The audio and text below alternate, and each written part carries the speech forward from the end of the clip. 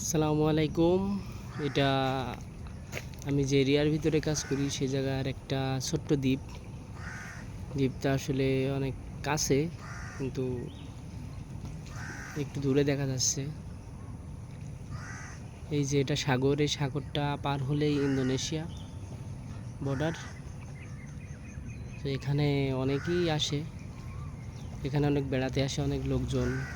ওই যে ওইটা হলো স্পিড বোট, যেটাতে মানুষ কাজে যাওয়া আসা করে।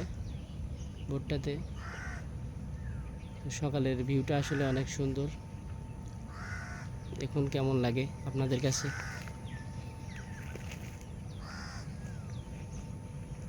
সামনে বড় একটা জাহাজের পোর্ট আছে।